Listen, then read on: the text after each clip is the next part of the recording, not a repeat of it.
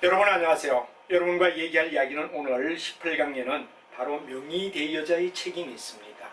예를 들어 우리가 가맹본부와 가맹사업자 사이에는 중대한 뭐가 됩니까? 명의를 공동으로 쓰고 공동의 작전으로 밀고 나가는 것이기 때문에 여러 제3자에 대한 책임에 대한 부여가 굉장히 문제가 될 소지가 있다. 이렇게 되죠. 그래서 우리가 일반적으로 봤을 때 명의를 빌려주는 자의 대여의 책임이 있기 때문에 바로 본부와 가맹점과 제3자의 관계에서 제3자가 오인할 수 있게끔 만들어주지 않느냐 하는 부위에 대한 이야기가 바로 명의 대여자의 책임에 대한 부위라고 우리가 말할 수 있다 하는 얘기가 됩니다.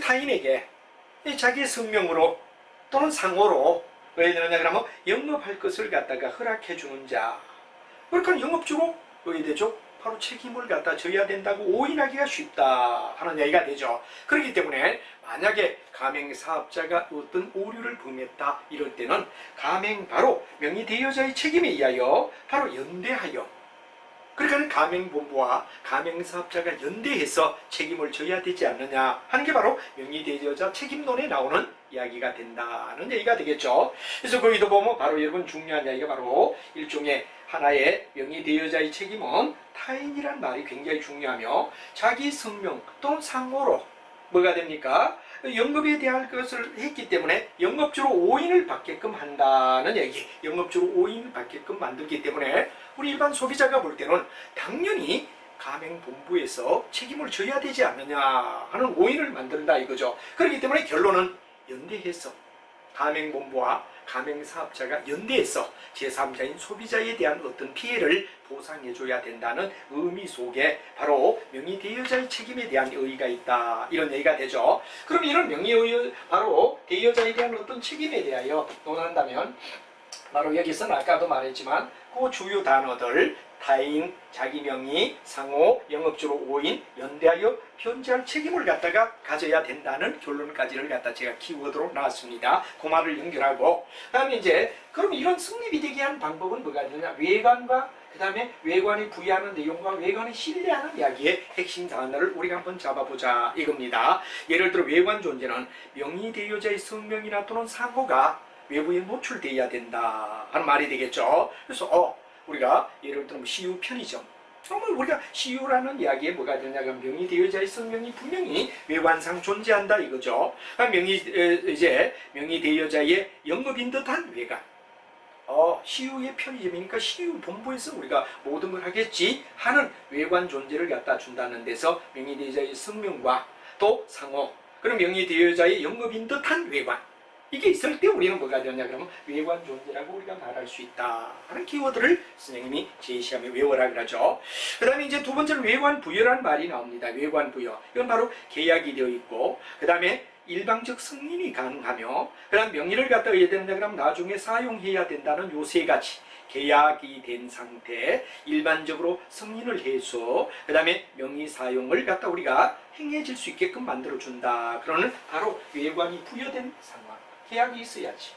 당신과 내가 계약을 해서 정리한다는 얘기와 그 다음에 승인을 해준 것, 그리고 이제 어디에 되느냐 그러면 명의 사용을 하게끔 했는 거, 이거 바로 세 가지가 주어질 때 우리는 봤을 때 바로 하나의 외관 부여에 의하여 부여했다는 개념이 있을 때, 그리고 이제 외관에 대한 신뢰를 갖다 우리가 본다면 제3자가 볼 때 바로 명의대여자를 영업주로 오인하게끔 만든다는 이야기.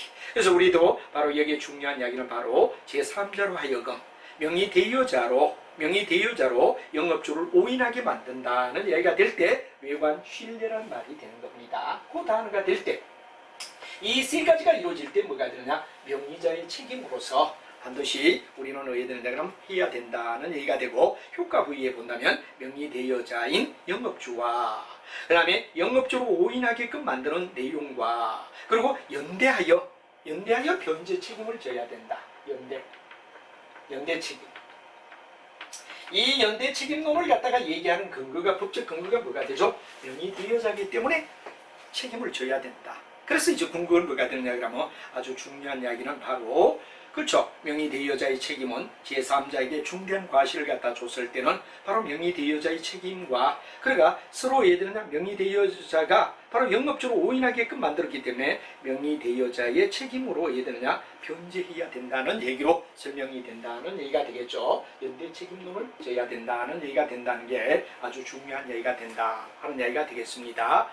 자, 그 다음에 이제 가맹본부는 명의 대여자의 책임을 갖다가, 그래서 가맹 내에서는 명의 대여자의 책임이 있나 없나를 갖다 우리가 검토하는데 바로 이런 요건, 아까 말하던 요건을 갖다 충족시켜 준다면, 요건을 충족시켜 준다면 우리는 충분히 뭐가 되느냐 그러면 내용을 이해할 수 있다 하는 이야기가 되겠죠. 그래서 여러분이 잘 알지만 충분히 우리는 내용을 갖다 검토해야 된다는 얘기에서 첫 번째 나오는 이야기의 가장 중요한 이야기는 바로 외관이 존재해야 되고 외관에 부여가 되어야 되고 외관에 신뢰를 줄 때 명의 대여자로서 가맹본부는 연대 책임을 갖다 져야 된다는 얘기를 설명하고 있다는 이야기에서 바로 앞쪽에 쭉 우리가 나왔던 내용 속에서 명의 대여자로 책임, 표현의 대리의 책임, 그리고 우리가 봤을 때 뭐가 되느냐, 바로 첫 번째 이야기는 바로 우리가 대위의 책임이라는 세 가지 각도로 얘기를 갖다 하는데, 이게 바로 제3자에 대한 책임에 대한 바로 내용을 갖다 생각해야 된다는 얘기가 중요한 얘기가 되겠습니다. 그래서 우리가 바로 명의 대여자의 책임까지 얘기를 했다 하는 얘기가 되고,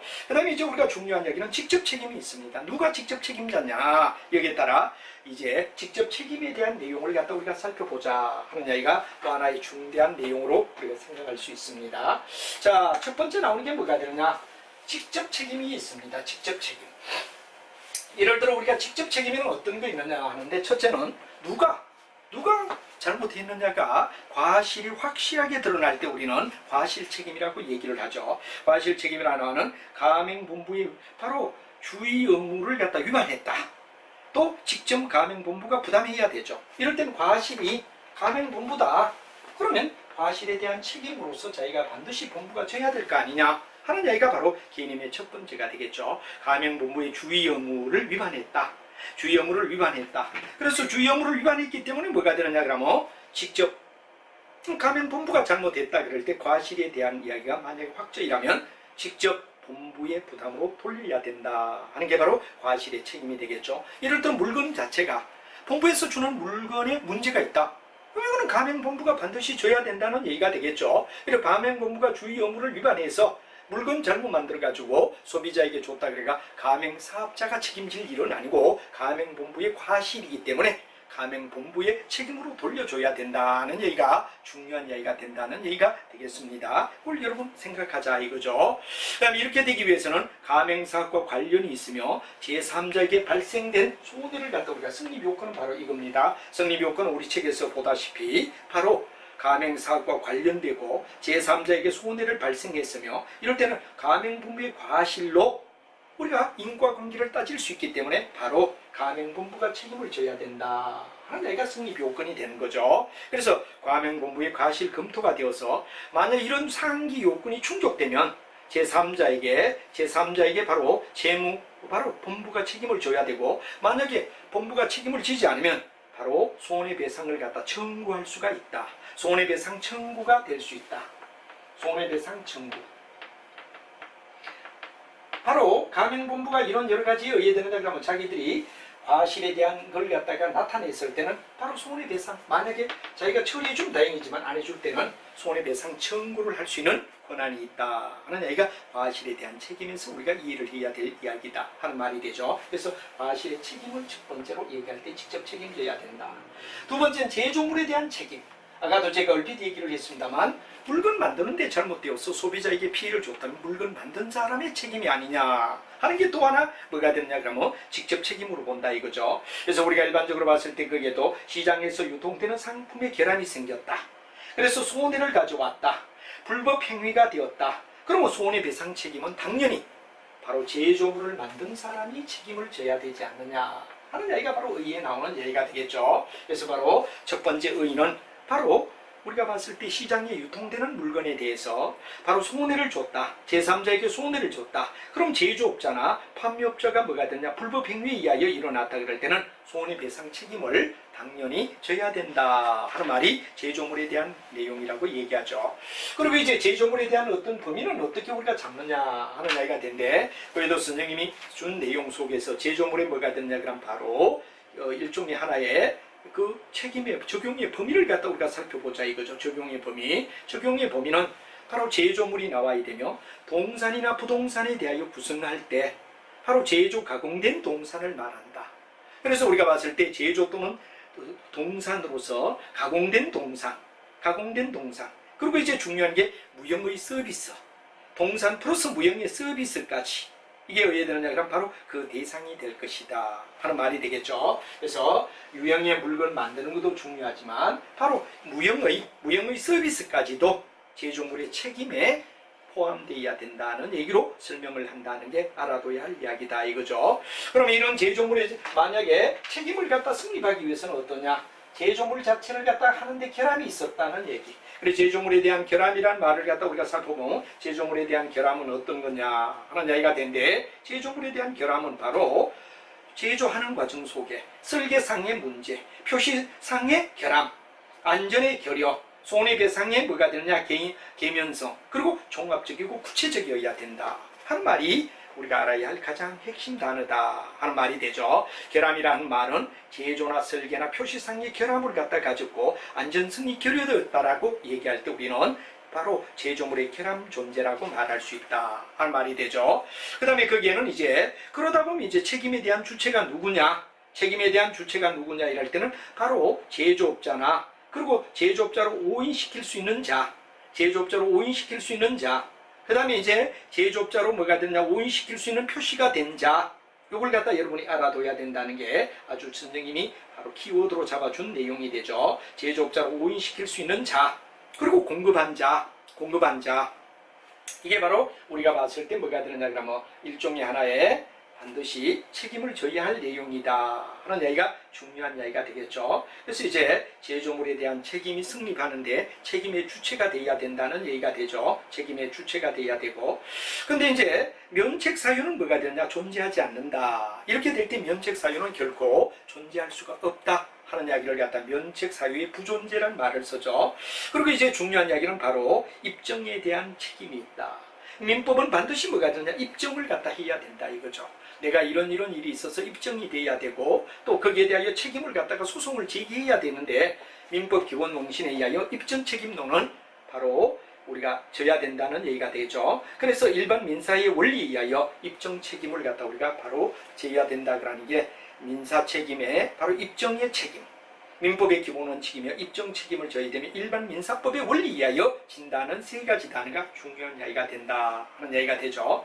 그러면 만약 이게 입증이 됐다면 효력이 어떤가 하는 문제가 중요한 이야기가 되죠. 효력이 어떻게 되느냐 하는 이야기를 우리가 살펴보자 이겁니다. 그러면 이제 효력이라는 이야기 속에서 우리가 본다 그러면 바로 첫째는 우리가 중요한 이야기가 연대 책임을 갖다 져야 된다는 얘기가 되죠. 한 사람이 한 게 아니라 제조물의 결함을 갖다 냈는데 여러 상이 됐다면 연대 책임을 지고, 또 손해배상의 범위에서 손해배상 범위의 인과관계, 모든 손해물에 대한 배상, 이걸 갖다 다 누가 몇 프로의 책임을 져야 되느냐라는 그 과정을 우리는 인과관계를 통하여 반드시 해야 되느냐 그러면 나타내야 된다 하는 이야기가 손해배상의 범위라고 말할 수 있죠. 그리고 여기서도 중요한 이야기는 뭐가 되느냐 그러면 바로 이런 면책 사유가 뭐가 되느냐 그러면 면책 특약의 효력의 문제가 있는데 제조업자의 손해 책임 배제나 또는 제한 같은 특수한 뭐가 되느냐 경우가 있을 때는 무효가 된다 하는 말이 되는 건데 그거 알아두고, 그 다음에 손해배상을 영원히 가는 게 아니라 바로 시효가 있다 이거죠. 시효 소멸에 대한 이야기를 갖다 우리가 정확하게 알아야 되는데, 면책에 대한 뭐가 되느냐? 손해배상은 반드시 우리가 봤을 때 어떠냐?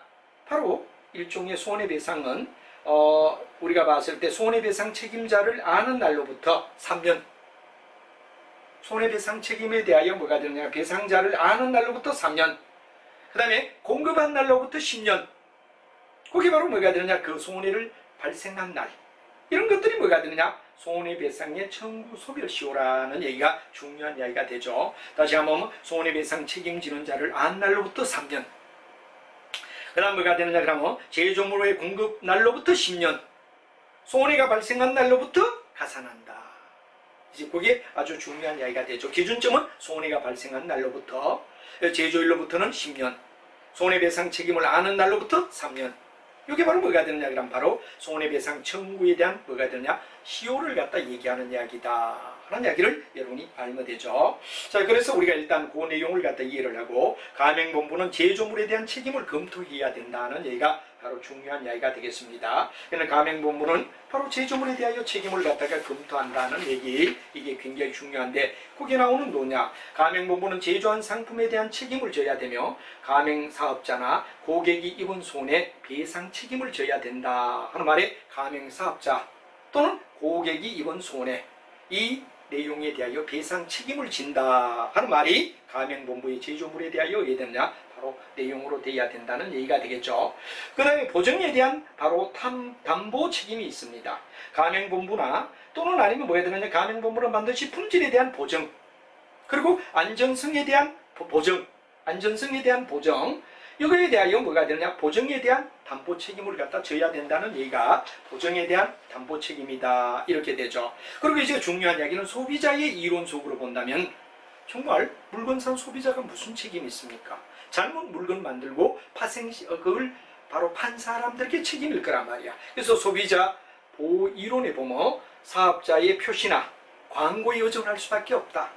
소비자가 물건을 갖다가 다 전문가가 아닌데 어떻게 할 수가 없다 이거죠. 그래서 사업자의 표시나 광고에 의존하는 소비자를 보호해야 된다는 이야기. 그리고 전문적인 정보를 갖다가 없기 때문에 소비자는 어떻습니까? 보호가 되어야 된다는 얘기. 그래서 공정한 절차, 적절한 보상을 받을 수 있는 내용. 그래서 우리가 소비자 보호 이론이라는 말은 바로 사업자의 표시 광고에 의존하여 물건 사야 되며 그 다음에 전문적인 정보를 갖다 가지지 못하니까 소비자를 위한 공정한 절차, 적절한 보상은 반드시 이루어져야 된다 하는 이야기가 소비자 이론의 이야기가 된다는 얘기가 중요한 이야기가 될 것 같습니다. 이걸 갖다 우리가 이해를 하자 이거죠.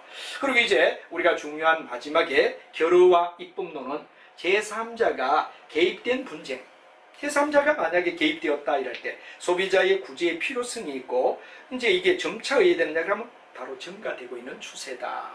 그래서 바로 우리가 입법으로 제3자의 개입된 분쟁이며 바로 소비자의 구제의 필요성이 증가되고 있는 현실 그리고 소비자가 충분한 보상을 받게끔 만들어줘야 된다 하는 이야기가 바로 결론적인 현대 추세다 하는 이야기로 우리가 이제한 바로 외부에 대한 제3자에 대한 내용을 갖다가 이해를 했다 이렇게 우리가 봐야 되겠죠. 자 이렇게 해서 이제 우리는 일반적으로 뭐가 되느냐 그 효력에 대한 거고 입증을 해야 되는 원칙 사유가 부존재한다는 거 책임의 주체가 누구냐에 따라 한다라는 이런 이야기들을 꼼꼼히 선생님이 준 키워드를 가지며 체크를 하고 연결을 한다면 여러분들은 충분히 이해가 되리라 생각합니다.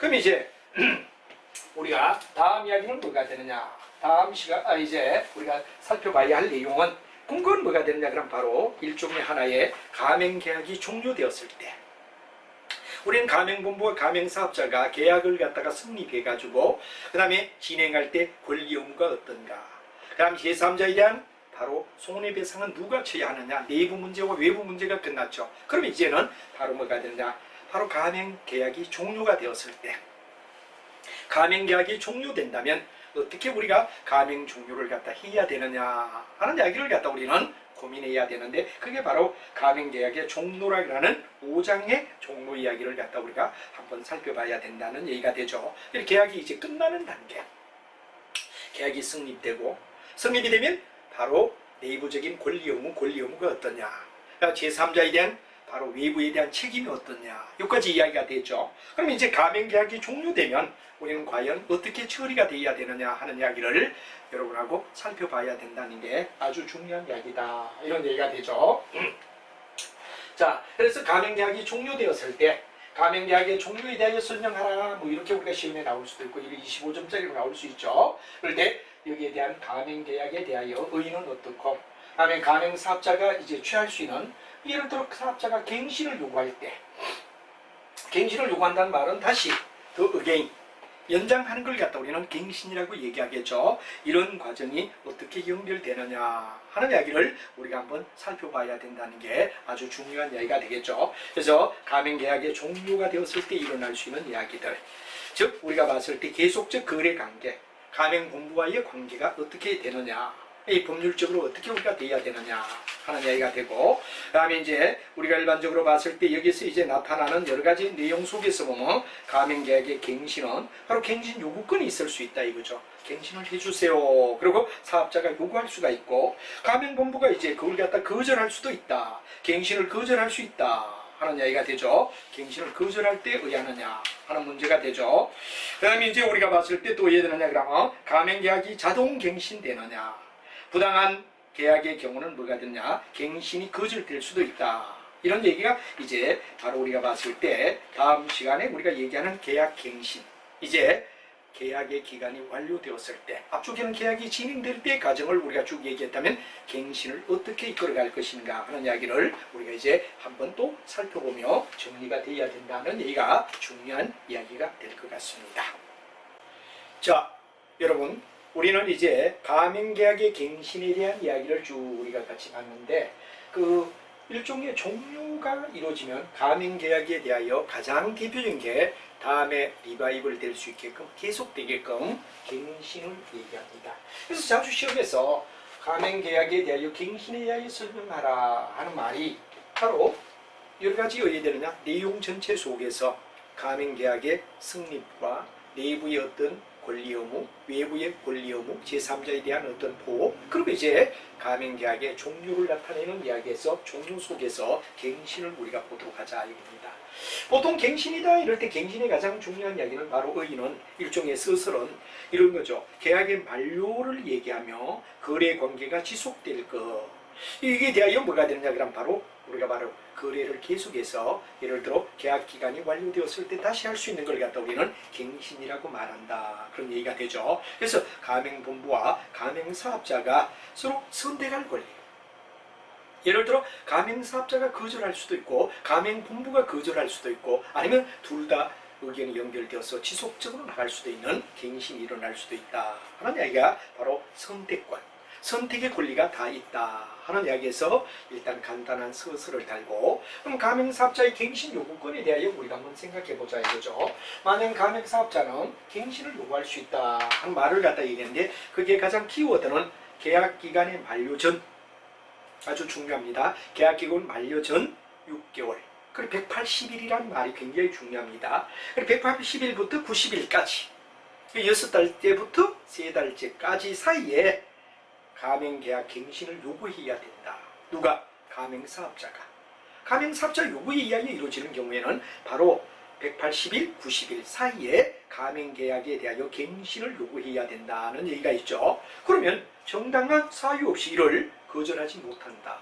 왜? 많은 돈을 갖다가 들여서 예를 들어 가맹계약을 맺었는데 예를 들어 충분히 자기는 갱신하겠다고 요구하고 사업자가 요청했음에도 불구하고 이유 없이 거절해서는 안 된다. 정당한 사유 없이 이를 거절하지는 못한다. 이게 바로 뭐가 되냐?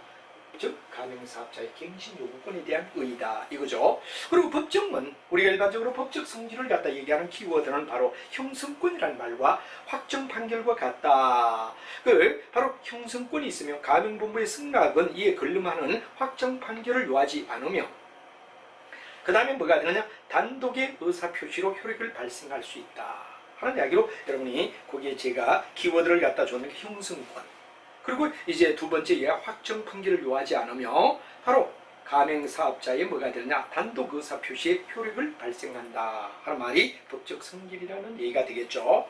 그 다음에 요건 속에서 보면 이제 갱신을 갖다가 어디 되느냐? 요건을 갖다 우리가 살펴보자 이거죠. 성립하기 위한 요건은 갱신 요구하는 걸 준수해야 되고, 그 다음에 전체 가맹사업자의 10년을 초과하지 않는다. 예를 들어 전체 가맹계약 기간이 10년을 초과하지 않아야 된다. 그리고 갱신 거절 사유가 존재하지 않아야 된다 하는 바로 내용. 요 내용이 뭐가 되냐? 요건이 된다 이거죠. 다시 한번 얘기하면 갱신 요구를 갖다가 반드시 기간을 준수하라. 아까 180일과 90일 사이에 내가 다시 갱신하겠다는 걸 갖다 반드시 갱신 요구의 기간을 준수해줘야 된다는 얘기가 가장 중요한 이야기가 되겠죠. 두 번째 이야기는 뭐가 되느냐 그러면 바로 여러분이 잘 알지만 전체 가맹 계약 기간에 10년을 초과하지 않아야 된다 하는 계약 갱신을 요구하는데 최초의 가맹 계약을 포함하여 10년을 초과하지 않은 범위, 이게 우리가 두 번째 법적 성질로 알아야 되고, 세 번째는 정당한 사유 없이 가맹본부가 가맹사업을 갖다 갱신을 갖다 거절할 수는 없다 하는 이야기가 바로 세 번째 이야기는 법적 성질의 이야기다라고 우리가 말하죠. 갱신 거절의 사유가 존재하지 않을 때는 받아줘야 된다는 얘기가 되겠죠.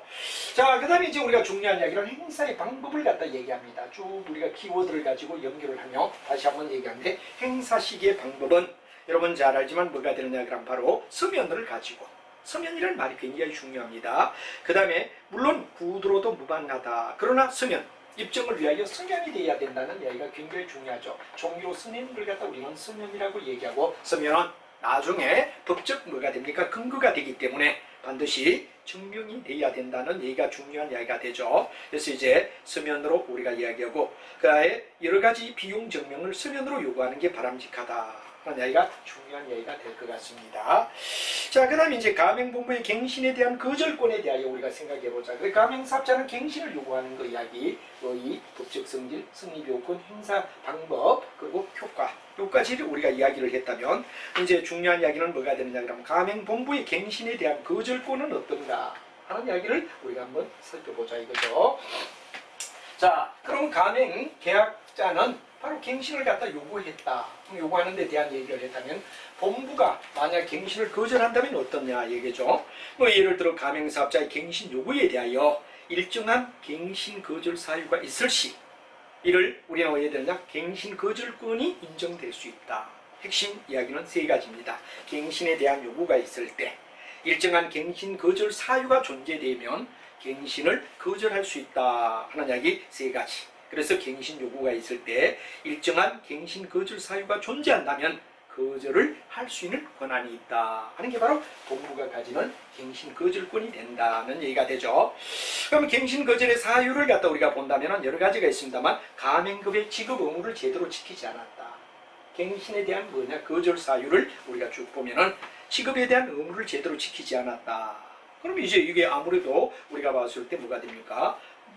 이제 정당한 사유가 존재돼야 되는데, 그 이후에 바로 중요한 이야기는 뭐가 되느냐 그러면 바로 지급의 의무를 제대로 지키지 않았다. 두 번째는 뭐가 되느냐 그러면 바로 계약 조건이나 영업에 뭐가 되느냐 그러면 방침을 따르지 않았다. 계약 조건과 만약에 영업 방침을 갖다가 제대로 준수하지 않았다. 그 다음에 왜 그러냐, 세 번째는 영업 방침을 갖다가 어겨서 바로 지키지 아니했다. 그죠? 계약 조건이나 영업 방침을 갖다가 우리가 봤을 때 예를 들어 지키지 않았다든가, 다음에 이제 여러 가지 운영 시간이라든가 판매하는 상품의 품질이라든가 가맹사업자의 가맹 정상적 유지를 위하여 필요하다고 인정하는 것에 대한 이야기들, 이런 이야기가 또박또박 여러분이 정리를 해줘야 할 사항이다 이거죠. 그래서 이제 우리가 봤을 때 거기에 대한 이야기로 직업에 대한 거절이라든가, 또 두 번째는 갱신의 거절 사유, 갱신의 거절권이 있다라는 이야기가 의의에 들어갔고, 갱신의 거절 사유는 지급 의무를 제대로 지키지 않고 계약 조건을 갖다가 따르지 않았고 영업 방침을 갖다가 따라주지 않을 때 우리는 거절할 수 있다는 얘기가 되죠. 그 다음에 거절을 어떻게 통지하느냐, 거절에 대한 통지를 우리가 세 번째로 보자 이거죠. 거절의 통지는 갱신 요구를 갖다 거절하는 경우 바로 요구를 받은 날로부터 15일 이내 거절 사유를 보내줘야 된다. 계약 만료 전에 만약에 우리가 봤을 때 요구를 받는단 말이에요. 거절을 통지를 갖다 언제 해주느냐, 갱신 요구를 했는데 요구받은 날로부터 15일 이내 나는 이런 조건 때문에 이런 내용 때문에 너를 갖다가 갱신해 줄 수가 없노라 하는 이야기를 갖다 바로 15일 이내 거절을 갖다가 얘기해야 된다 이거죠. 그러면 기간 효과는 어떠냐, 갱신 요구로부터 15일 이내라는 말을 갖다 반드시 우리가 알아야 되고, 그 다음에 거절 사유가 반드시 어디에 되느냐 그러면 적어가지고 서면으로 통지해 준다 하는 이야기가 중요한 이야기가 됩니다. 바로 그냥 말로가 아니라 서면으로 통보해야 된다는 얘기가 중요한 이야기가 되죠. 자, 그 다음에 이제 우리가 중요한 이야기는 기간의 바로 기간에 대한 뭐가 되느냐 그러면 도구와 효과라는 말인데, 갱신 요구를 갖다 받은 날로부터 15일 이내 계약 만료 전에 계약과 동일한 조건으로 어디에 되느냐 그러면 체결한 걸로 간주해야 된다는 얘기가 되죠. 만약에 선거 여기에 대하여 갱신 요구를 받았는데 15일 이내, 예를 들어 갱신을 거절하지 않으면 자연지 계약이 만료은이 계약과 동일한 조건으로 성립됨을 개인함을 인정해 준다는 게 기간의 도과에 대한 효과. 기간을 갖다 경과 15일 지났다. 그럼 당연히 계약된 대로 연결된다는 얘기가 바로 기간의 도과의 효과 속에서 우리가 나타내야 된다는 얘기가 되죠. 그 다음에 가맹계약의 자동갱신이란 말이 나옵니다. 자동갱신은 어떤가? 자동적으로 일일이 거기에 대하여 그 갱신을 한다 안 한다 이런 게 아니라 자동적으로 되는 걸 갖다 우리가 본다면 15일 이내 갱신을 거절을 통지하지 아니했다. 180일에서 90일 사이에 뭐가 되느냐 그럼 바로 가맹사업자에게 조건 변경을 갖다가 우리가 통지해 주거나 가맹계약 갱신하지 아니한다는 사실을 통지해 주지 않았다면 저절로 자동 갱신이 될 수밖에 없다 하는 이야기가 중요한 이야기가 되고, 그 다음에 이제 우리가 봤을 때 갱신에 있어서 우리가 봤을 때 갱신 속에서 예외가 있다 이거죠. 갱신의 만약에 지급에 대하여 예외가 있다 하면 어떤 거냐?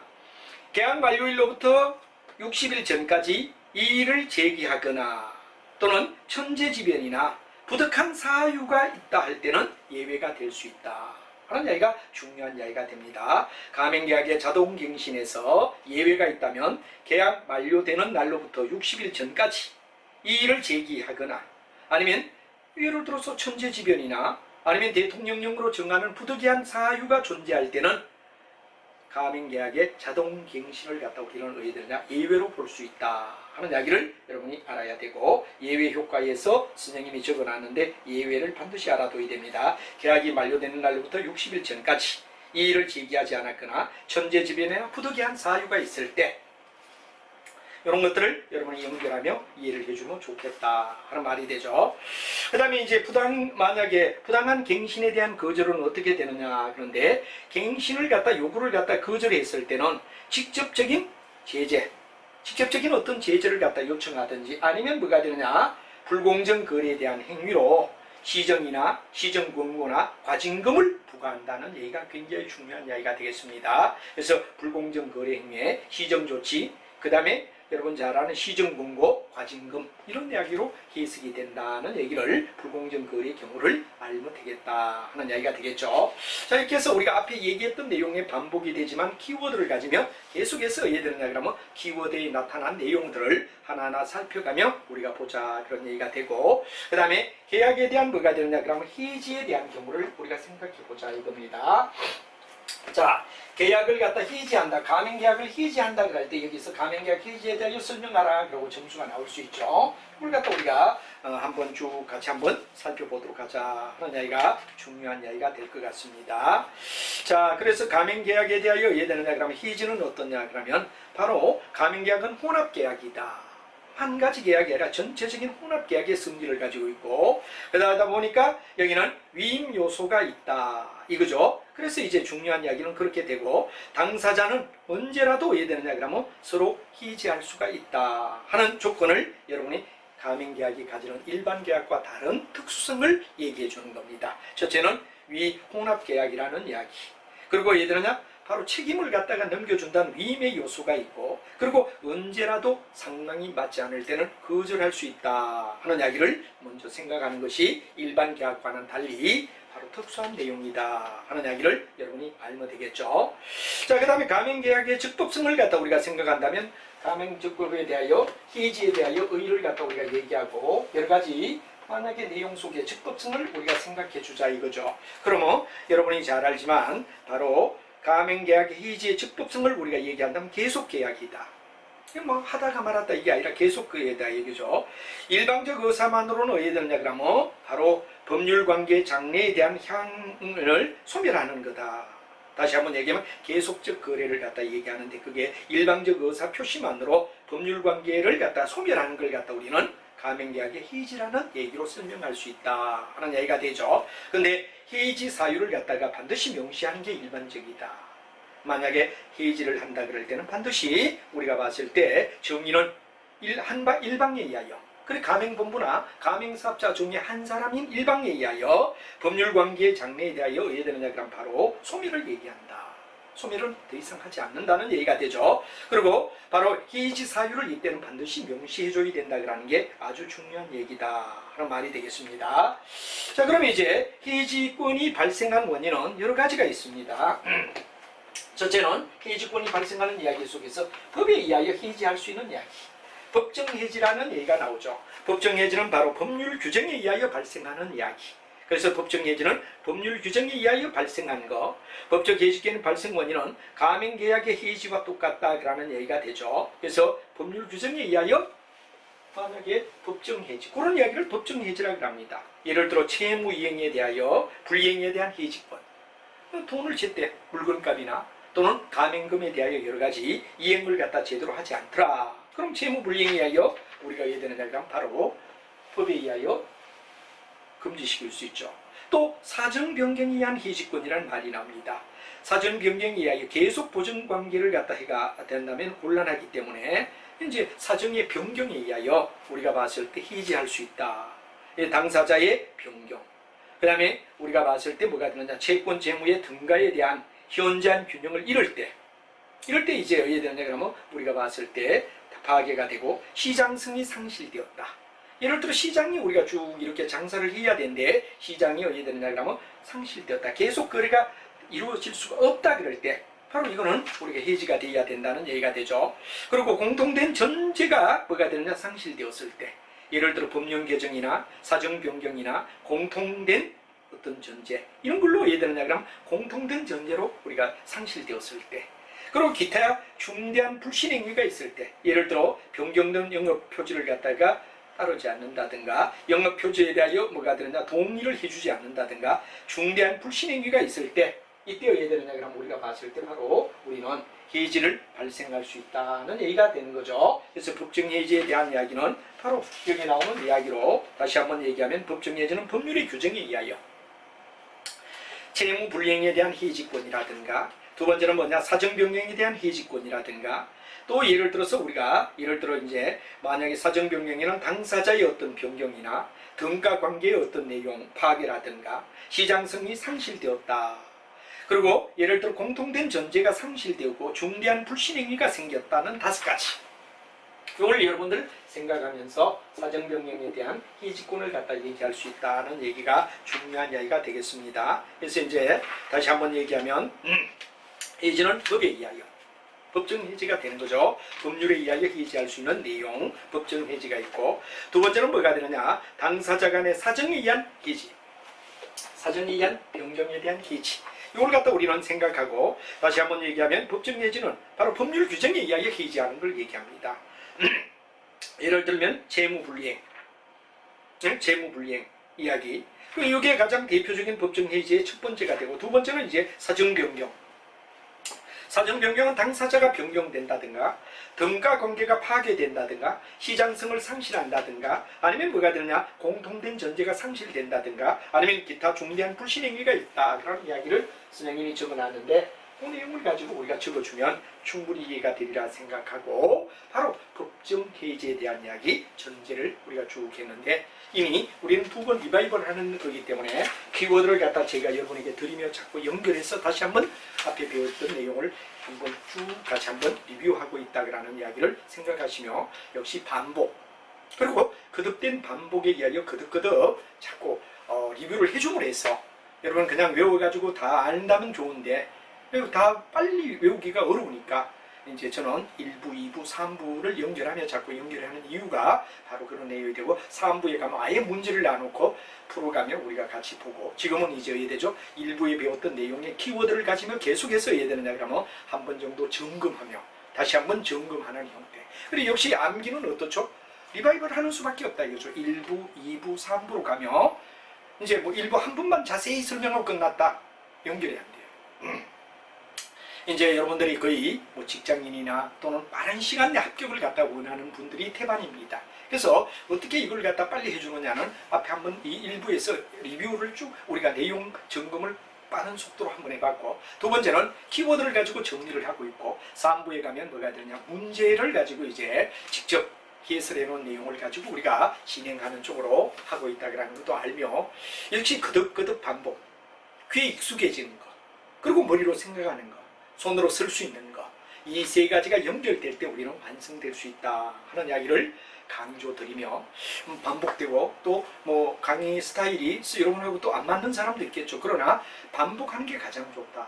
수없이 많은 이 시험에 대비해서 학생들을 훈련시키는데 이 방법이 가장 좋더라 이거죠. 1부는 일단 내용을 이해시키는 거, 2부는 키워드를 가지고 다시 한번 리뷰하는 거, 3주에 가서는 직접 답을 보며 답안을 가지며 같이 한번 체크해가며 다시 한번 보는 거. 그럼 한 3번 정도 리뷰하면은 뭐 여러분들이 거의 내용 이해가 되고 또 머릿속에 잠재적으로 이해되는 그럼 답 쓸 수 있는 능력을 가지지 않겠나 하는 입장에서 조금 길더라도 계속해서 이런 반복을 하며 여러분에게 인지시켜주는 거. 암기는 바로 암기 2차의 과목은 거의 써야 되기 때문에 가장 중요한 게 자꾸 인지가 돼야 됩니다.